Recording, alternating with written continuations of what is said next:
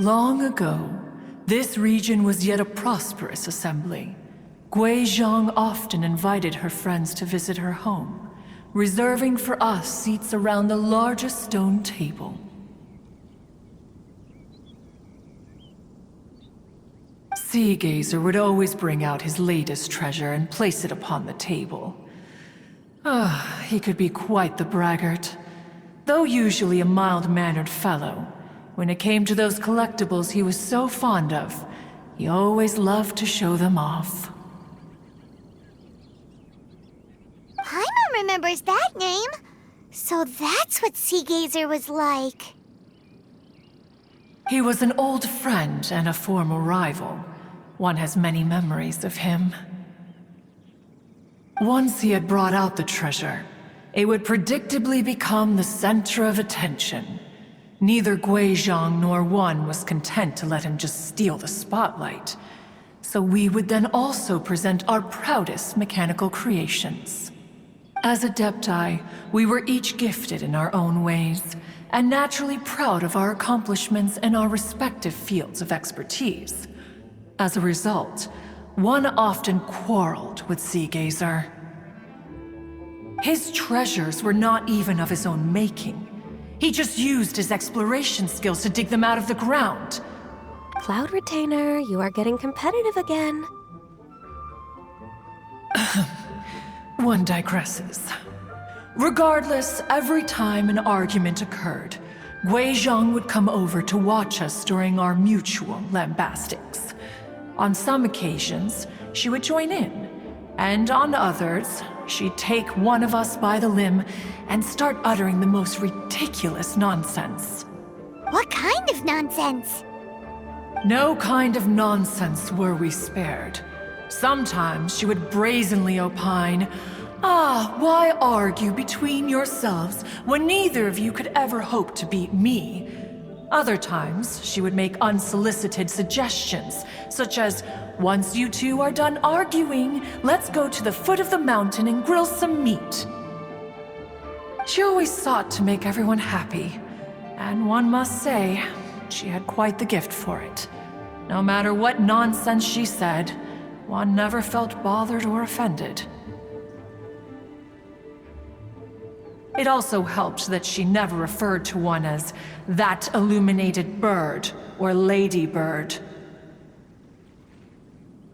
Come on, get over yourself! Anyway, just as our impassioned arguments would reach the apex of acrimony, Marchosius would bring his delectable dishes to the table. Who would dare snub the stove god and his wondrous creations? At the sight of him, we would all immediately drop the argument and prepare the table for a night of feasting and drinking. Back then, one was always bothered by how the cups Rex Lapis brought were always too square for one's taste. Can you see yourselves ever enjoying a drink from a square cup? Then you are most tolerant, but that is its own virtue. Even one could never find fault with Marchosius's cooking. As we ate, Guizhong would continue to find topics for conversation, filling the table with humor and laughter. Each of those old fossils had their character flaws and points of obstinacy. So why was it that whenever we dined together, we always had a marvelous time? We would drink together from a spot high in the mountains until the moon set and the sun rose, and only then would the banquet finally come to an end. Streetwood Rambler would often remain to admire the flowers with Guizhong before returning to her own abode. The glaze lilies were far more abundant back then. Entire fields of them would appear to the eye as a veritable sea of flowers. Streetward Rambler? That would be Ping. You probably know her as Madam Ping. Oh, okay. Wait, this is a lovely story and everything, but didn't we come here to find that Adeptus from Mr. Dvorak? Or are you saying that was Guizhong. Didn't she, already... Alas, long has one avoided this place for precisely that reason. The sights here are a reminder of a time long gone, and evoke much sorrow. One should have guessed that you would disrupt one's poignant moment of mourning with your incessant questioning. No matter, one will share the whole story with you now. In times gone by, one quarreled oft with Guizhong concerning mechanical principles. We each had our ideals, and neither would yield. Under the pretext of a social gathering, one invited the impartial Rex Lapis to judge the quality of our creations. But Rex Lapis declared that Guizhong's Obscuro Vulpus mechanism was superior. Though one was too proud to acknowledge it, in one's heart, one knew that Guizhong was indeed the superior talent in the mechanical arts. As for the story between Guizhong and Streetward Rambler, that begins with a certain bell. In Guizhong's opinion, while mechanisms were no substitute for human composers, they were yet capable of producing simple but fine melodies. But Streetward Rambler believed music to be an expression of the soul, an emotional enterprise that could never hope to be replicated by machinery. They argued endlessly, until one asked Rex Lapis to intercede. He confiscated the bell and designated it for ceremonial use. Thereafter, one would often find them convening in the mountains, discussing music, mechanics, and all the affairs of the mortal world. But these good times were not to last. War broke out between the gods, and soon engulfed the Guili plains. Guizhong was overpowered by the enemy, and fell in battle. When Streetwood Rambler and I arrived at the scene at long last, all that remained among the ruins was her lifeless body.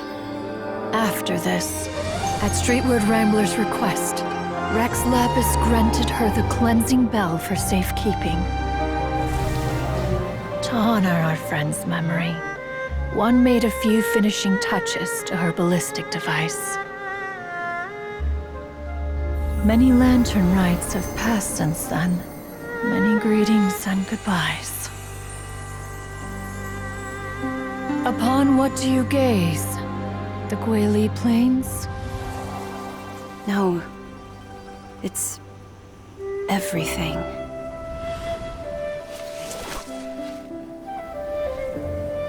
We think of human life as like a lantern that's lit one minute and extinguished the next. But are we Adepti so different? Perhaps as dust settles after a storm, we too must one day return to the world below. One has always been austere and private by nature, and has never relished socializing. One's dealings with Guizhong were born out of discussions on the discipline of mechanics. What? You have loads of friends, and you seem pretty chatty. Just because one is not ignorant of social graces does not mean one is fond of them. One is perfectly capable of partaking in conversation despite being introverted.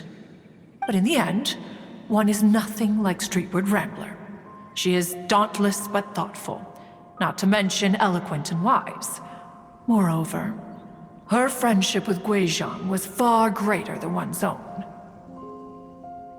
Back when they were rivals, they would often compete against one another in the realm of musical composition. That cleansing bell was one of Guizhong's proudest works, having the ability to both compose and perform. Wait, that's weird.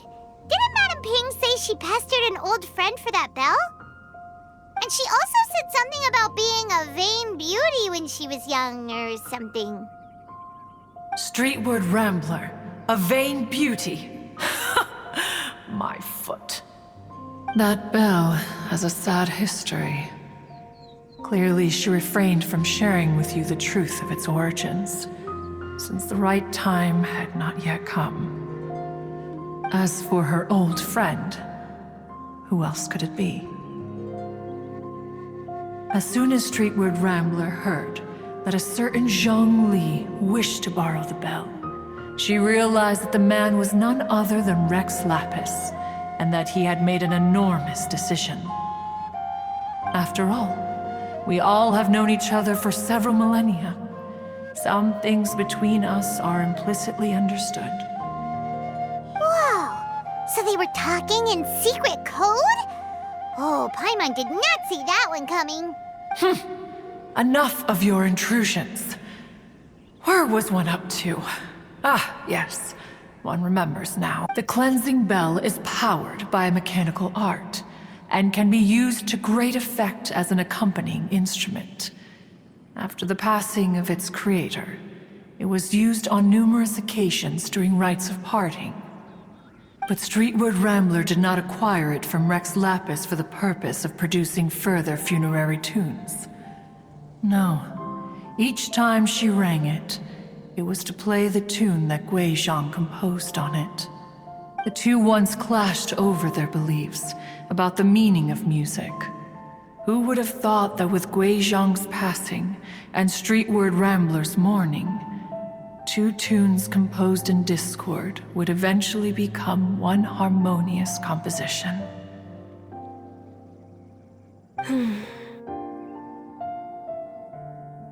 Once upon a time, Streetward Rambler also loved gatherings, liquor, and music. But after Guizhong passed, she preferred her own company. She could often be found sitting alone at a mountain summit, contemplating and reminiscing with her zither. The music would go from mournful to soothing to impassioned. Many years passed before she finally composed a melody to her satisfaction. In celebration, she played the tune to the clouds. Regrettably, one has only ever heard her play that tune once.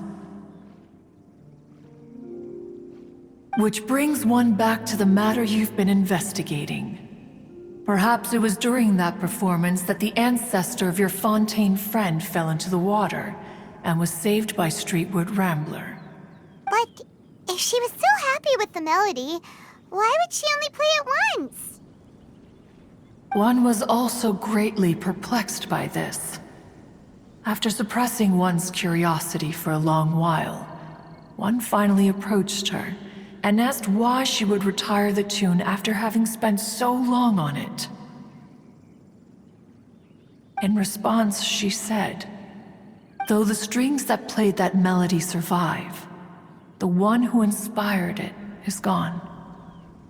Tell me, Cloud Retainer, when the one attuned to my soul is no longer here, who else—" Aw, poor Madame Ping. I just remember being taken care of by you when I was young. Once the Archon War came to an end, I stayed behind in Liyue Harbor to honor my contract. Although I met Guizhong a few times, I never knew anything of this particular story. Guizhong was quite the visionary, but tragically passed before her time. Her manuscripts still lie unfinished in the realm of clouds. Blank pages give one cause for contemplation on what might have been. Had you not decided to search for that mystery Adeptus, perhaps these stories too would have been lost to the sands of time. As of now, you know the truth. That the Adeptus who rescued the drowning man was none other than Streetward Rambler. Do you intend to discuss this with her?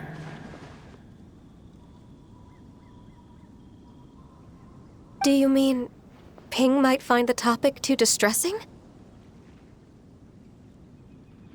Precisely. The passing of our old friend is a heavy topic that both of us are usually careful to avoid. If I may be so bold, Cloud Retainer, could it be that this is just your own personal opinion? Oh? How so? I've been in Liyue Harbor for quite a long time now, and I've witnessed many farewells along the way, so I too am well acquainted with the pain of the passing of a loved one. But this doesn't bring the city or its people to a standstill. They have to keep moving forward. Someone as perceptive and wise as Ping will surely have come to understand and embrace this. Though these immortal mountains have lost an adeptus, the harbor of mortals has gained a wise elder. No loss can ever be undone, but there is always much that can still be gained. Ping has helped countless people, and will guide many others in the years to come.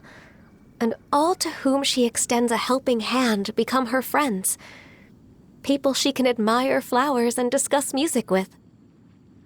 Though it is heartbreaking to lose a kindred spirit, life goes on, because there are new friends waiting for you further down the road.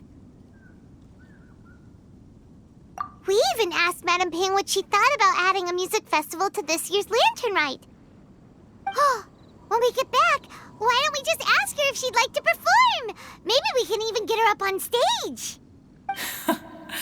You youngsters and your imaginations. Why don't you come with us? It's been a long time since you last spoke with Ping, and Liyue Harbor is always decorated so beautifully during the festival period. Is not every Lantern Rite the same in this regard? Were there ever anything new to discuss? One in Ping could meet any day of the year. I disagree. Each new day and each new year is different from those that have come before. How long will you simply let them pass you by? The edibles she brought this time were indeed quite delectable. Very well. Then one will be off. If the other old fossils have sneaked away into the city to amuse themselves, one shall soon find out. All right. We should be getting back to the harbor as well. We don't want to keep her waiting. Once the Guili Assembly, now the Guili Plains. Say, if we planted flowers there and cared for them carefully enough, do you think that one day we'd be able to recreate the Sea of Glaze Lilies? Allow one to take back one's praise from a moment prior. You are still far too given to flights of fancy, child. What? Cloud Retainer? You were still listening? One observed that you were making no effort to leave, and returned to chasten and hasten you. This time, one is departing in earnest.